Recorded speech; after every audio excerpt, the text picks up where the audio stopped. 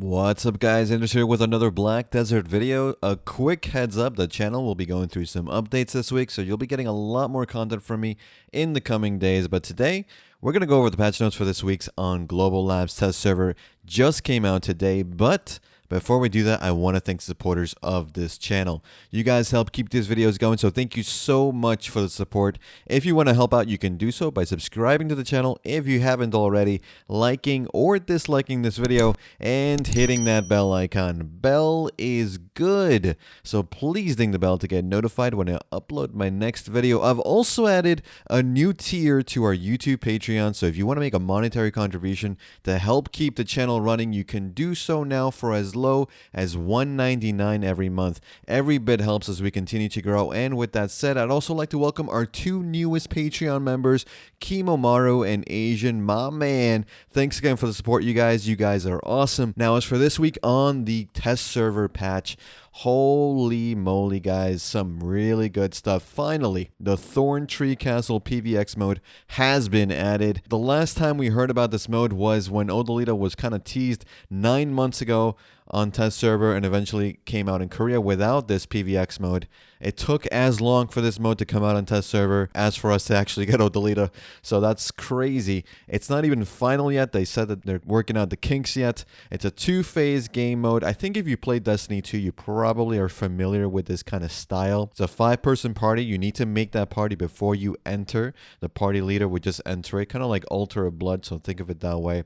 So the first phase, remember, 2 phases. First phase, objective is to defeat PvE mobs for these kind of seed items, and then you plant the seeds. You can hold up to 50 seeds per party member, so you can't just continually grind it out with just one member doing all the work. Everyone kind of needs to work together. Planting the seeds is going to allow you to progress defeating the objective enemy. So let's call it the elite. It's going to appear every time you plant 100, 200, and 300 seeds. So when the elite disappears, they're going to empower you with the ability to invade your rivals. So at the same time as you're doing this, another group is doing the same thing, trying to progress and plant as many seeds as possible. So what can happen, you'll have one party member be able to invade the other area where the party is also grinding, your rivals, and try and prevent them from progressing as much as possible. Now, if you as an invader dies, you respawn back to your original party to continue grinding and planting seeds. Now, when the party has planted more than 400 seeds, so the first party to do so, the final boss will appear and you can attack it. That is when we enter the second phase, the final boss appearing, and the party that summoned it gets to attack it first. Now, if you're able to defeat the boss within a minute, you're good. But after the boss is summoned, 60 seconds after, the rival party is able to come in and attack. It's a sort of a hybrid PvP, PvE, mostly I would say PvE mode with some PvP elements in there. And also keep in mind, if you're kind of slow on getting those seeds planted and your rival team is also kind of slow getting the seeds planted, pretty much the second phase will start regardless 30 minutes into the game mode timer. So keep that in mind. Now, we can actually test this on test server right now, but we have to do the Awakening questline to do this and find an actual party to do it as well. So it's going to take a little bit longer. I'm going to try and get into a party later on today and give you a full fleshed out video of my experience with the mode. Hopefully it works out and there's no bugs. But if everything looks good, we might actually be seeing this in Korea. And then hopefully, you know, Pearl Abyss willing, we can see this mode going to global regions in a couple of weeks. Now, apart from Thorn Tree Castle PVX mode, we have Hadum Zone. So, as you know, Hadum server is coming, and we now have the Baragi Den, that was last week's. We have the Red Orc Camp, which was the first one we saw. So, I believe the Red Orc was 280 AP zone, and the Baragi was 270 AP, if I'm remembering correctly. Now, this one is the Swamp Fogan. So, Swamp Fogan near Glish. That is now the area that is also under the influence of Hadum. Again, it seems to have the same bug that the Baragi Den has, where you can proc the elites to come out and just a bunch of mobs will just start leashing you. They need to figure out a way for that to not happen, so that maybe it will be an RNG chance for the elites and all those mobs to spawn. The way that it works for Fogan is very similar to the way it works in Baraki Den. There isn't per se one elite. There are smaller elites that you can fight that will spawn. They're kind of like the boss summon that you do if you do the daily for it. So they're not too different from the Baraki Den in terms of what the mobs are doing. They can be CC'd. They drop some decent loot. The elites, so the bigger Swamp Fogans, seem to always drop BMCs and at least Kafrits and stuff like that. So that's nice. But again, we don't know because of the frequency that these elites are spawning is just not normal. So we'll have to figure it out. The one thing I'll say that is really interesting about this zone and that sets it apart from, say, Baraki Den and Red Orc that we've seen for Hadum is the fact that you actually see the Nagas fighting the Fogans as well. So they're fighting each other while you're trying to grind as well. So Nagas also drop some loot as well, even though technically the Naga zone isn't Hadum. So if you go to the Naga area near Glish, that's still not in a Hadum sort of Hadumified, we'll call it. So that's not there available yet. It might change next week. Who knows? They have said that this zone in particular is still under development. Hadum in general seems to be something that they're taking their time with. Don't want to rush it, which is good because we saw what happened with Baraki Den. We saw they still have the issue now with Swamp Fogan with the elites proccing too much. So once they get that fixed, I think we'll start seeing it in Korea. And then since we already have part 2 of Odalita, and this is connected to that, we need that done, we're basically set to go. We can start getting Hadum servers pretty much as soon as they want. We're not really missing out anything in terms of what lore-wise we should be getting before we get these areas. So lore-wise, we're good as far as I know, and we just got to wait for them to fix these bugs, and then we can see these Hadum servers in live servers, hopefully within a month or two. No, Blackstar Awakening was last week as well. Remember, I told you Blackstar Awakening seemed pretty decent. However, in the files, Blackstar Awakening did not have the same stats as the Blackstar Awakening they showed us in the patch notes. That's really odd. So it made me think that maybe they don't really know what they want to do with it. Also, the problem that a lot of people brought up was, why would you use Blackstar Awakening if you can't use Garmet's Heart on it and now Karanda's Heart on it? Losing those crystal slots is really bad, especially now that you can also Kafris your Blackstars.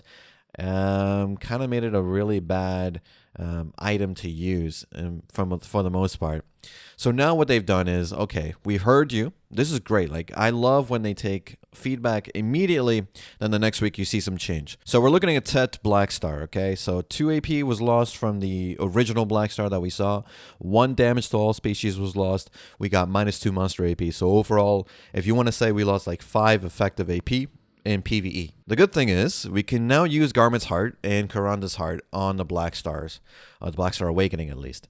So that's a really good change. Overall, I think in terms of the item, it's really going to depend on what you do. If you're more of a PvE player, I can kind of see it being useful. But the problem with these Blackstars is that because you can't Kafris, you can't really reach those brackets. And specifically for Blackstar Awakening, losing out on Kafris means you're losing out on AP and accuracy. So that's kind of a tough pill to swallow, unfortunately. But I do think there is room for the Blackstar Awakening to live in successions, because the monster damage is really nice to have. And usually in successions, if you really like, same thing, Blackstar main hand for successions is not super great long term because you're missing out on Kafris and accuracy, in my opinion. So now that you can use a Blackstar Awakening, you kind of circumvent the problem of you not having the Blackstar as your main hand and you're losing those monster APs. So you'll be able to grind a little bit faster and still have those crystal slots and still have those 3% crit damage increase thanks to Garmet's Heart and Karanda's Heart. So that's really nice. So overall, what do I think about Blackstar Awakening? I keep getting asked this. I think it's decent for successions.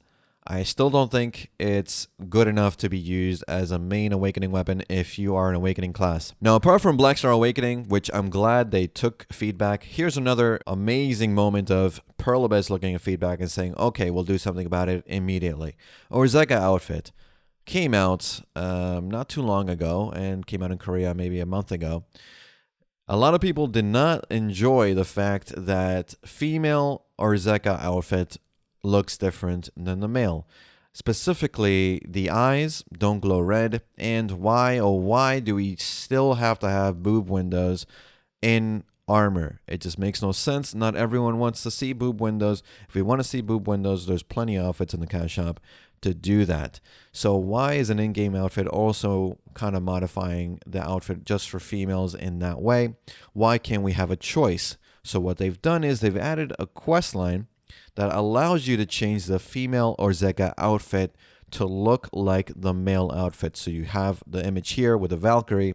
You don't have the boob window. You don't have the eye slots. Instead, you have the red eyes. Looks really cool. So if you're one of those people that grinded the Orzeca outfit or preferred not to grind it because you just saw the female one didn't look good to you, now you have a reason to grind it. Now they've listened to the feedback, and Orzeca outfit is now the same on both males and females if you want. You can actually still keep the old version if you wish. So again, good to see that they're listening to feedback. Now the rest of the updates are related to Grand Prix and the Artini Jukebox. So the Grand Prix stuff, racing, horse racing has been revamped.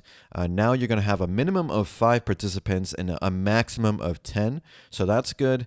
The rewards have been also added. Remember, I talked about, I'm not sure if I did talk about it, but there was a meal and an elixir. The meal and elixir can only be received through the racing seals, and the meal is the only meal that actually gives horse XP and training XP, which is really nice. The elixir is also really good, and they both last like 6 to 10 hours or something crazy. Really good items, but they cost 40 seals. We still don't know exactly how easy it's going to be to farm those seals, so we'll see. They also added, though, a daily and a weekly for racing. So if you don't really like racing, but you really want those T10s and T9 mats, probably a good idea to do the dailies and weeklies at least, because you're going to get a Dreamy Feather for the weekly and T9 materials for the dailies, so not too bad whatsoever. The Artini Jukebox of the Red Wind was added as well. Artini is the musical instrument seller or vendor for Shies. They now have a jukebox that you can exchange for garment scales, which is nice. I like that they're adding items like this for in-game items and something for Shies to do, even though technically it's a furniture item. Any class can use it, of course. And that's pretty much it for this video, guys. Let me know what you think about the new Thorn Tree Castle PVX mode. I'll try and get some footage for you guys and make a separate video showing what the mode looks like. What do you think about the Hadum zone? Do you think that we're going to get this anytime soon? Are you happy with what they did with the Orzeca outfit, with the Blackstar Awakening, listening to the feedback? Let me know in the comments. And as always, guys, thanks again for watching. Thanks for listening. I'll see you all in the next one. Take care.